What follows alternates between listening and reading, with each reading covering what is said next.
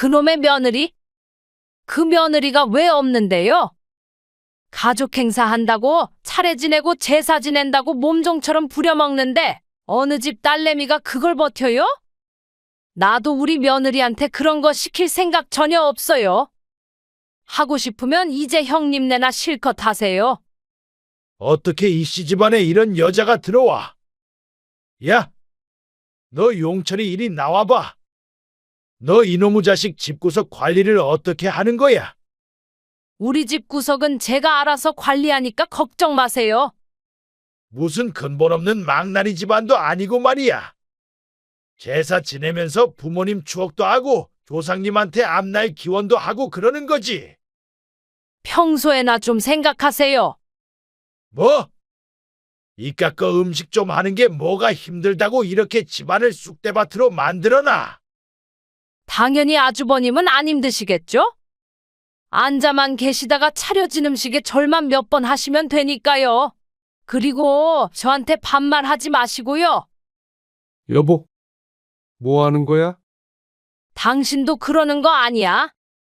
도와주지 못할 거면 그냥 나서지 마. 그리고 형님도 그러시는 거 아니에요. 형님도 저도 젊었을 때부터 얼마나 고생했어요. 그거 아니까 동지된 입장에서 형님 하잔 대로 여태 그 많은 제사 다 모셨어요. 근데 이제 형님이 돌아가신 시어머니보다 더 하시네요. 도대체 저는 왜 음식에다 대고 절을 해야 하는지 모르겠어요.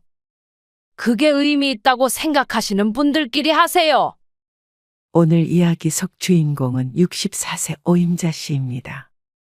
그리고 그녀의 시댁에 관한 이야기이죠. 사실 오 씨는 시부모님이 모두 돌아가신 지금까지 아직도 자신이 시집에 얽매여 있어야 한다는 것이 이해가 안 갔습니다. 오 씨는 나이가 60이 넘었지만 아직도 명절이나 제사가 무서웠습니다. 남들은 이 나이가 되면 물려받은 제사도 스스로 다 없앤다는데 오 씨는 옛날 같았으면 시어머니가 돼도 2번은 됐을 나이에 아직도 이 시집안의 종 같은 며느리 노릇을 하고 있었습니다. 그러니 오 씨가 시집의 시자만 들려도 진절머리를 내는 것이겠죠. 오죽했으면 젊은 시절부터 이 문제로 이혼 소리가 여러 번 나올 정도였습니다.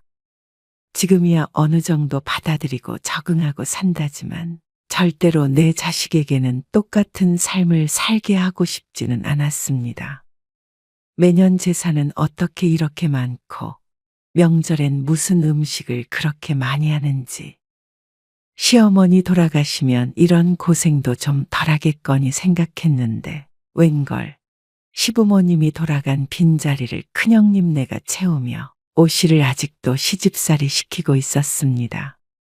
오 씨의 남편은 6남매 중 둘째입니다. 위로 큰형님이 있었는데 나이 차이가 꽤 나서 거의 아버지처럼 따랐죠. 시아버지는 오 씨가 결혼하기 전에 진작 돌아가셨지만 아주버님이 시아버지나 마찬가지였습니다. 의지가 되는 시아버지가 아니라 호통치고 여자를 하시하며 부려먹는 그런 시아버지 역할이었습니다. 오 씨와 윗동서, 아랫동서 셋이서 늘 제사 준비를 했었는데 형님은 벌써 75세라 몸이 여기저기 좋지 않아 지난해부터는 음식은 거의 오 씨와 아랫동서 그리고 2집의 며느리들이 해야 했습니다. 형님네도 아들이 있지만 얼마 전에 이혼했습니다. 이유야 자세히 말은 해주지 않았지만 명절마다 본 것, 들은 것으로 추측하자면 분명히 이런 유별난 가풍 때문일 것입니다. 무슨 대단한 양반 집안도 아닌데 아들이 이것 때문에 이혼을 해도 아랑곳 없이 제사나 명절을 챙기는 것을 보면 어떤 의미로든 대단하긴 했습니다. 형님, 시아버지랑 시어머니 제사는 일주일밖에 차이가 안 나는데 그건 좀 합치면 좋잖아요. 그 말 꺼냈다가는 아주 작살이 난다. 오 씨가 전화로 조심스럽게 이야기를 꺼냈지만 아주버님이 가만히 있지 않을 거라는 대답이 들려왔습니다. 그렇게 하나 둘 합치다 보면 근본이 없어진다고. 시어머니가 살아계실 적부터 늘 듣던 말이었습니다. 근본. 제사를 지내야 근본이 있고 안 지내면 근본이 없는 것인지. 하지만 그렇게 물었다가는 불호령이 떨어질 것이 뻔했습니다. 시어머니 제사 때도 아가씨들 다 오신대요? 그럼 당연히 오지 않아? 오 씨는 한숨을 쉬었습니다. 6남매와 딸린 식구들까지 모이면 차려야 하는 음식이 제사 음식뿐만이 아니었습니다. 그 밥상 차리고 술상 차리고 하려면 몸이 나만하질 않았죠. 안 그래도 집 분위기 안 좋으니까 제사가 어쩌고 그런 소리 하지 마. 이혼한 아들이 며느리 없이 집으로 다시 들어왔으니 당연히 분위기가 좋을 리 없었습니다. 남의 집 일에 감나라 배나라 할 일은 아니었기 때문에 오 씨는 입만 달싹거리고 말았습니다. 아참, 건우 아빠는 이번에 못 가게 됐어요. 왜 또? 그저께 등산 갔다가 미끄러져서 지금도 누워 있어요. 허리에 보호대 차고요. 오 씨의 말을 듣고는 한숨만 푹 쉬고 알았다며 전화를 끊었습니다. 오 씨는 전화를 끊고도 기분이 좋지 않았습니다. 3년 전에 오 씨가 다리를 다쳐서 나사를 박는 수술을 했을 때도 며칠 뒤에 있던 제사에 불참한다고 했다며 난리 부르스를 추었던 것을 기억하고 있기 때문입니다. 쓰러져도 와서 쓰러지라며 형님이고 아주버님이고 어찌나 노발대발 하던지 그날로도 있는 정 없는 정 다 떨어졌죠.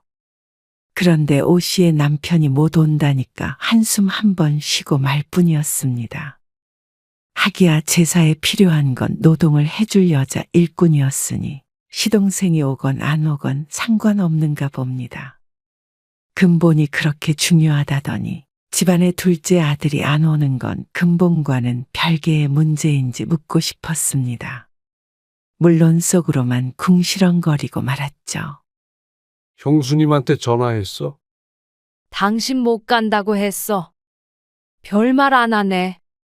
근데 당신이 좀 말해봐, 제사 말이야. 또 그 소리야. 그냥 한 번 더 가고 말아. 남편은 평화를 좋아하는 벽창호였습니다. 수십 년간 말해도 그냥 참아라.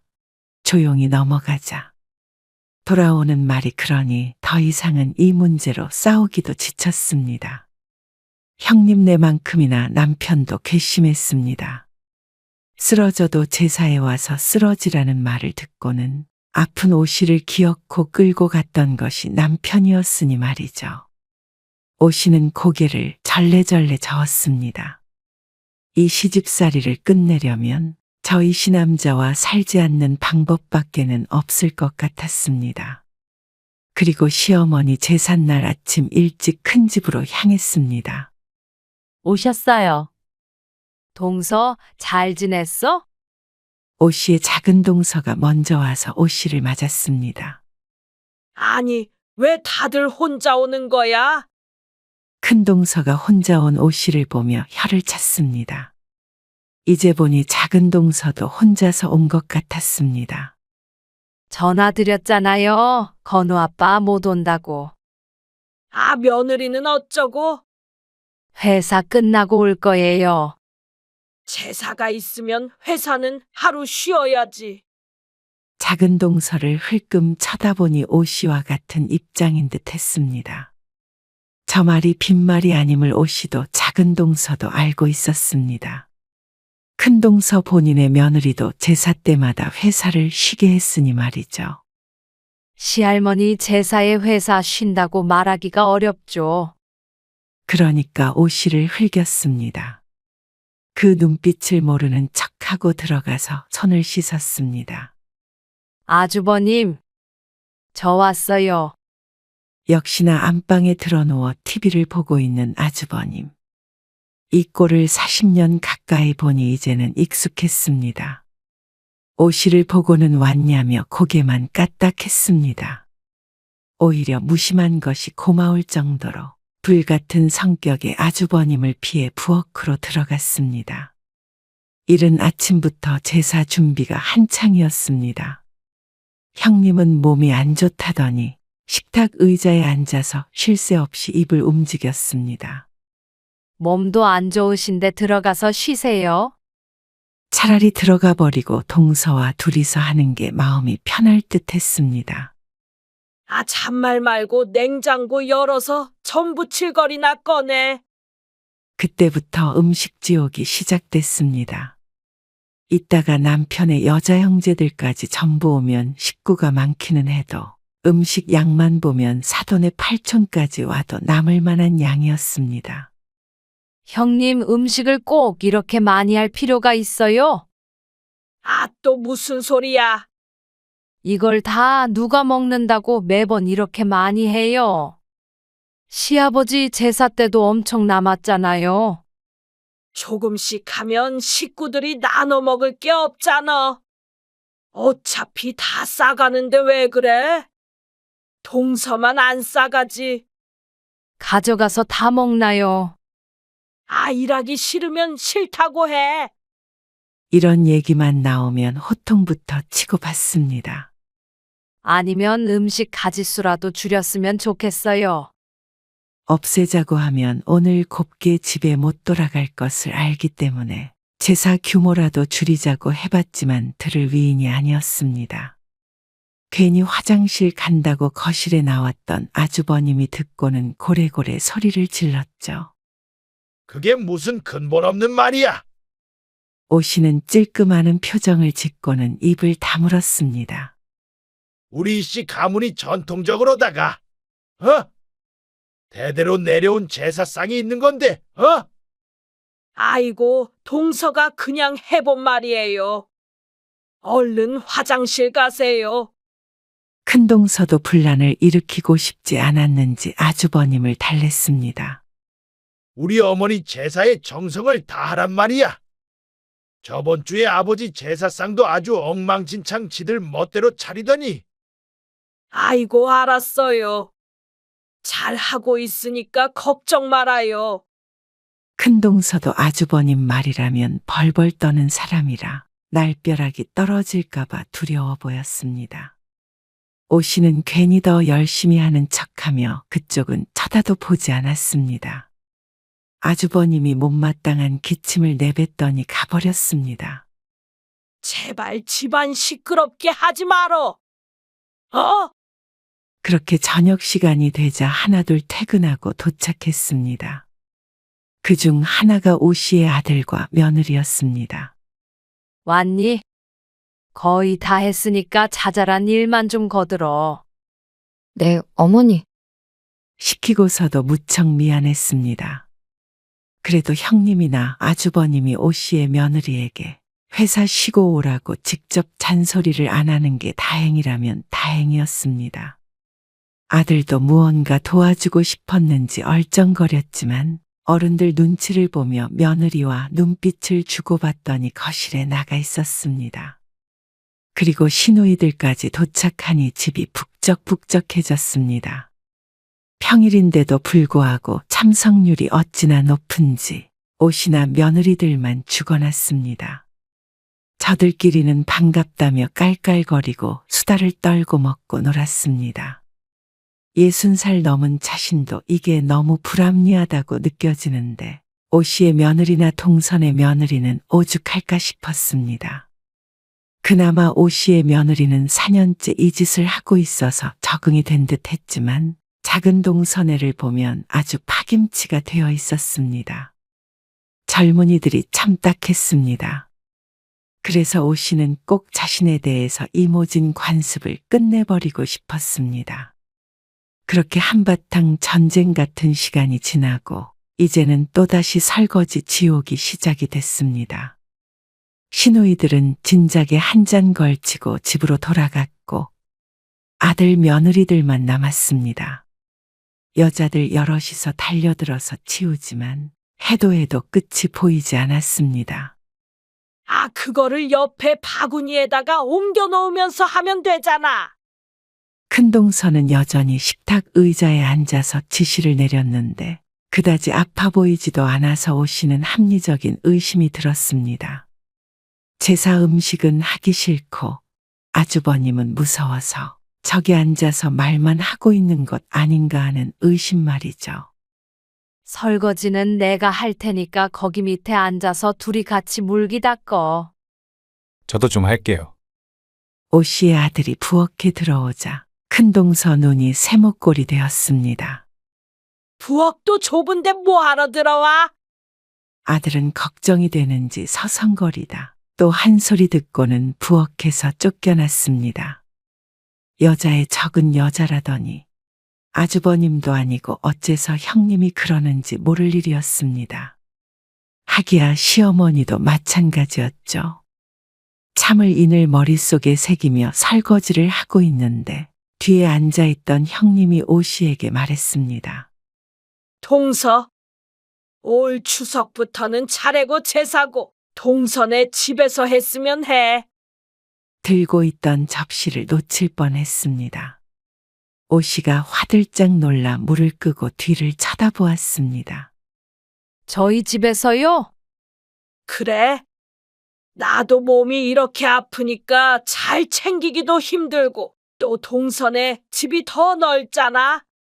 이렇게 와서 일하는 것도 힘든데 그걸 오 씨네 집에서 한다고 생각하면 더 눈앞이 깜깜했습니다. 이참에 이 모든 걸 떠넘기려는 것인지 모르겠지만 언제 이 제사를 없애나 그것만 기다리고 있는데 이렇게 밑으로 대물림 될까봐 무서웠습니다. 그럼 차라리 각자 집에서 분담해서 가져오기로 해요. 뭐, 그게 말이 돼? 다들 그렇게 해요. 이렇게 제사 많이 지내는 집도 요즘 없고요. 다들 없애는 추세이고요. 진짜 동서 왜 그러는 거야? 형님은 왜 그러시는데요? 저는 정말 이 제사 좀 없앴으면 좋겠어요. 그러자 경악하는 표정이 돌아왔습니다. 그런 거는 근본 없는 상놈들이나 그러는 거야. 아니 그러는 이 집안이 양반 집안이긴 했나 의문이 들었습니다. 또다시 근본이니 상놈이니 하는 말이 나오자 오 씨가 이때다 싶어서 휴대폰을 들고 왔습니다. 형님, 이것 보세요. 이게 성균관 차례상이래요. 단촐해 보이는 제사상 사진을 들이밀자 형님이 휴대폰을 탁 치며 말했습니다. 이걸 나 보여주려고 이렇게 찍어온 거야? 기름 있는 음식은 안 올리는 게 맞대요. 그래서 전도 안 부쳐도 된다는데 동서! 보자 하니까 못하는 말이 없어. 이거는 내가 시집 올 때부터 우리 집안이 이렇게 해왔던 건데 그러면 어른들 말씀이 틀렸다는 거야? 어찌나 서슬퍼렇게 소리치던지 한 소리만 더 했다가는 상도 엎어버릴 기세였습니다. 이게 싫으시다면 저도 알았어요. 그런데 저희 집에서 하는 건 정말 힘들겠어요, 형님. 더 이상 저는 이거 다 챙기면서 못 살아요. 동서도 뭐 이혼이라도 하게? 그 말을 들으니 시조카가 어째서 이혼했는지 명확해졌습니다. 줄이는 것도 싫다 그러시더니 원치도 않는 사람한테 이렇게 떠넘기지 마세요. 저는 나이 먹고 이런 중노동 더 이상 못하겠어요. 아니 며느리가 돼서 시어머니 제사에 그런 소리가 나와? 솔직히 형님, 시어머니 돌아가시면서도 본인 제사는 따로 지내지 말라고 하셨는데 오늘 누구 제사예요? 시어머니 제사잖아요. 그리고 시아버지 제사가 바로 일주일 전이었고요. 합쳐서 하자고 그랬더니 노발대발 하셨죠. 형님이 우겨서 그 제사 다 챙기고 계시면서 왜 저희 집에서 하시려고 하세요? 저도 제 도리 하려고 늘 이러고 있는데요.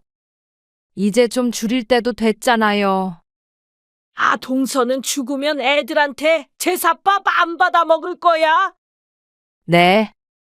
저는 제 아들 며느리한테 절대 하지 말라고 할 거예요. 또 한마디 하려고 하자 거실에 있던 아주버님이 와서 소리쳤습니다. 아니, 여편네들이 왜 부엌에서 큰 소리야? 아주 그릇 깨먹겠네, 깨먹겠어. 그놈의 근본이 어쩌고 저쩌고 하면서 말본세에서는 근본이라고는 찾아볼 수도 없었습니다. 아주버님도 형님도 뭐라 그러니 편들어줄 사람도 없고 참 서러운 입장이었습니다. 이거 음식이나 싸가. 아니요, 싸가봤자 안 먹어요.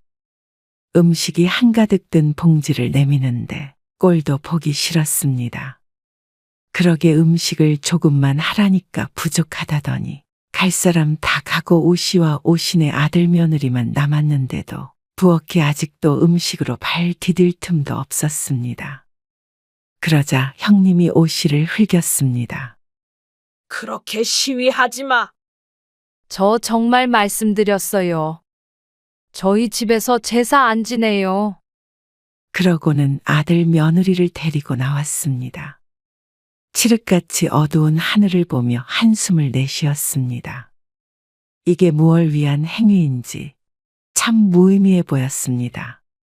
시어머니를 기리고 싶으면 산소에 자주 찾아뵙기라도 하지. 뭐하러 며느리들 쥐어짜서 음식만 왕창 차리고 치우고 하는지 모를 일이었습니다. 그러는 남편의 형제들은 어머니 아버지를 자주 떠올리고 찾아뵙나 싶었습니다. 적어도 오씨의 남편은 그러지 않았습니다. 너희들도 수고했어. 얼른 가서 쉬어. 아들 며느리를 보내고 홀로 집으로 돌아오는데 정말 다시는 못할 것 같았습니다. 그날 이후로 오씨는 무서웠습니다. 조금 있으면 추석이기 때문이었습니다. 오신의 집에서 절대 안 하겠다고 했지만 대화가 통하는 사람들이 아니었으니 어떤 기행을 저지를지 몰랐습니다. 그리고 추석 전날이 되었을 때였습니다. 아니나 다를까. 아주버님과 형님이 제기와 각종 제사용품을 차에 싣고서 오신의 집으로 찾아왔습니다. 형님과 동서에게 각자 준비할 음식 목록을 문자 메시지로 보낸 것이 바로 어제였습니다. 동서에게서만 답장이 와서 혹시나 했는데 역시나 다른 생각을 하고 있었던 것이었죠. 남편은 아직도 아파서 드러누워 있으니 별 도움도 되지 않았습니다. 오씨가 폭발하려고 하자 조용히 말릴 뿐이었습니다. 일단 내일이 당장 추석인데 당신이 좀 참아. 제발 큰 소리 나게 하지 말자. 좋게 넘어가. 형님네 안 보고 살 것도 아닌데. 40년 동안 이런 식이었습니다. 그리고 언제 연락을 했는지 작은 동서도 음식 준비를 하러 오신의 집으로 왔습니다. 형님 괜찮으세요? 작은 동서는 저보다 더 할 말 못하고 산이 답답할 것입니다. 하지만 이 상황을 뒤엎어버리지 못하는 것은 오씨나 동서나 마찬가지였습니다. 결국 오씨만 참으면 될 일이었습니다. 또 똑같은 일의 반복이었습니다. 최소 2달에 한 번은 돌아오는 일이었습니다. 그렇게 다음날 추석 당일이 되었을 때도 오씨는 가슴속에 들어앉은 불덩이를 꺼버릴 수가 없었습니다. 남자들은 아무것도 안 하는 것은 여전했고 큰 동서도 아프다는 핑계로 앉아서 지시만 하고 있었습니다. 시누이들은 아직 오지 않았지만 오후에라도 오는 시누이가 있어도 손 하나 까딱하지 않을 것이 뻔했습니다. 이게 뭔가 싶었습니다. 그 대단하다는 이씨는 전부 거실에 있고 부엌에 있는 여자들은 다들 각기 다른 성씨를 가지고 있었습니다. 결혼을 한 건지 이씨 가문의 식모로 들어온 것인지 헷갈렸습니다. 남의 집 식구들만 분주히 움직여야 하는 이런 문화가 정말 깊은 의미가 있는 것인가 싶었습니다. 그리고 우리 세대가 더 늙으면 지금 같이 음식을 나르고 있는 내 며느리가 이런 걸 반복해야 하나. 지긋지긋하고 이해 못할 관습이었습니다. 그런데 오씨의 며느리가 제기에 담긴 음식들을 나르다가 실수로 두부전을 떨어뜨렸습니다. 작은 제기에 기름진 두부 덩이들을 올려놓으니 미끄러운 것이 당연했습니다. 서둘러 다시 올렸지만 부드러운 두부가 안 찢어지고 배길 리가 없었습니다. 죄송합니다. 며느리의 안색이 파리해졌습니다. 이리 줘봐. 오 씨가 제기를 들고 있는데 지나가던 아주버님이 그걸 보고 또 한 소리 했죠. 아니, 차례상에 올릴 거를 그렇게 찢어먹으면 어떡해? 아, 제가 실수로 떨어뜨렸어요. 이거 다시 붙여야지 어떡해? 세 장이니까 차라리 두 장을 빼고 멀쩡한 하나만 올리는 게 나을 것 같은데 무조건 당장 다시 붙이라며 소리를 쳤습니다. 지금 정신없는 와중에 후라이팬에 다시 두부를 붙일 생각을 하니 열이 뻗쳤습니다. 그렇게 못마땅하면 본인이 했으면 했습니다. 아니, 1, 2년 하는 것도 아니고 할 때마다 이렇게 상 하나 제대로 못 차리면 어떡하냐고. 이래서 조상님이 우리 이 씨를 예뻐라 하시겠어. 오 씨는 말없이 다시 후라이팬을 꺼냈습니다. 대꾸하느니 그냥 빨리 해버리는 게 나았습니다. 그런데 아주버님의 발언이 점점 도를 지나쳤습니다. 그리고 아무리 요즘 젊은 애들이 그런다고 해도 추석 때 그 옷차림 그게 뭐야? 딱 붙어가지고 똥꼬 다 보이겠다. 오 씨의 며느리 옷차림을 보고 혀를 차며 말하는데 오 씨는 뜨악할 수밖에 없었습니다.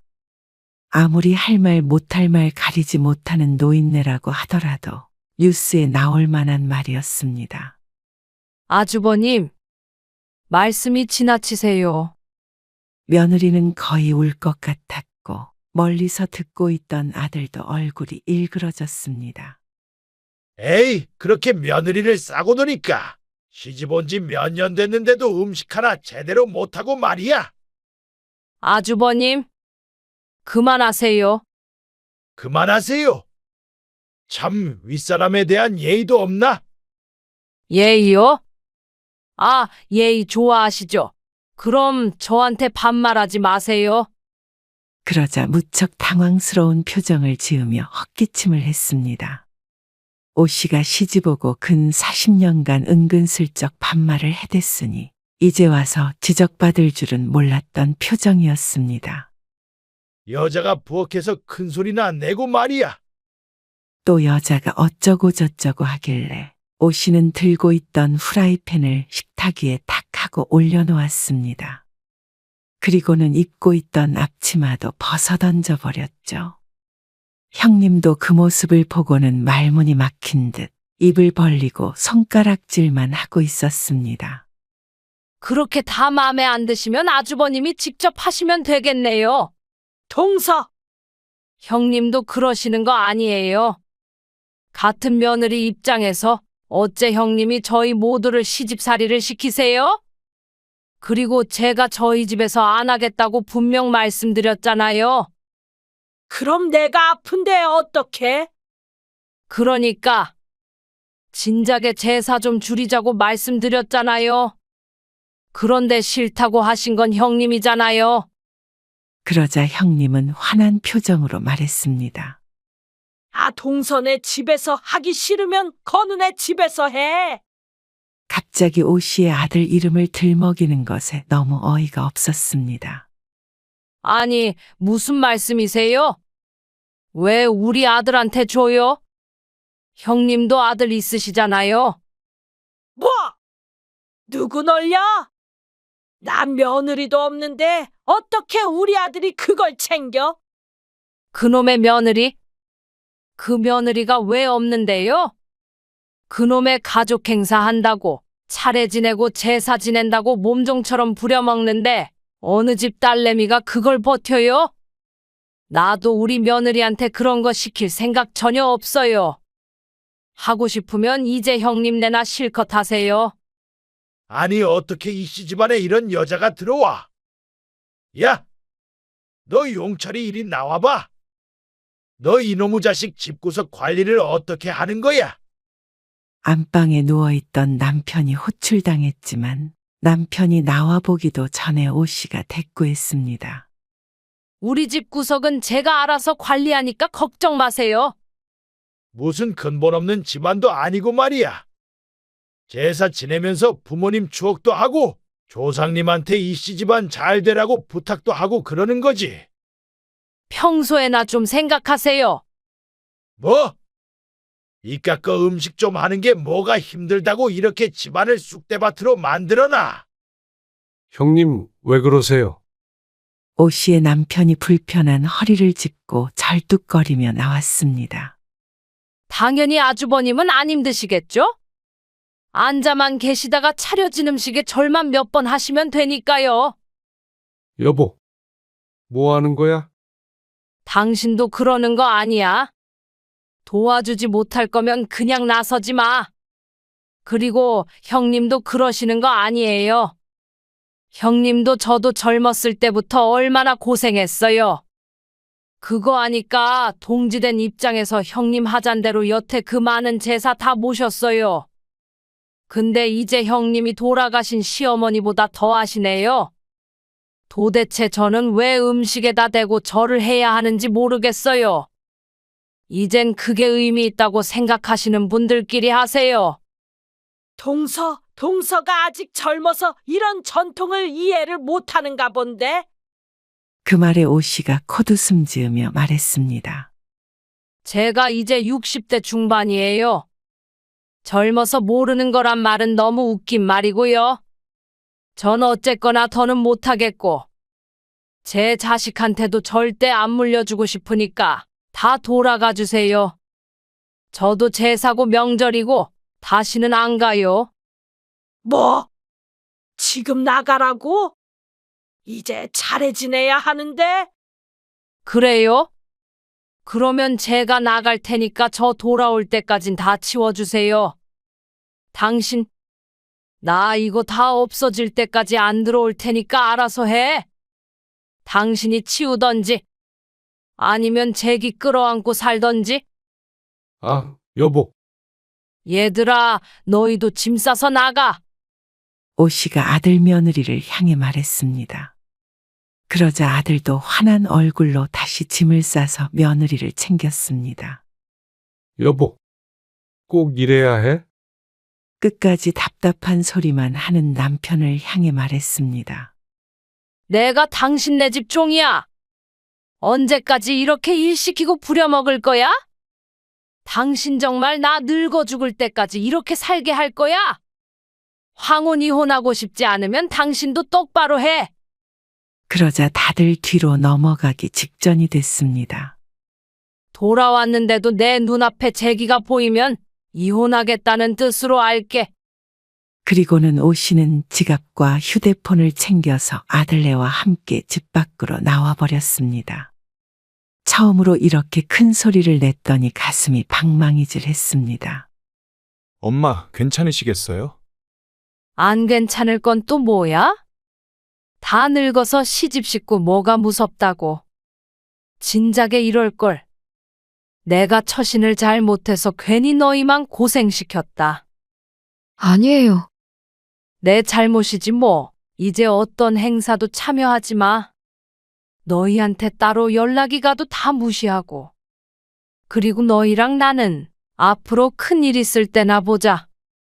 시집이라면 지긋지긋하고 나도 그렇게 지긋지긋한 시어머니 되기는 죽기보다도 싫으니까.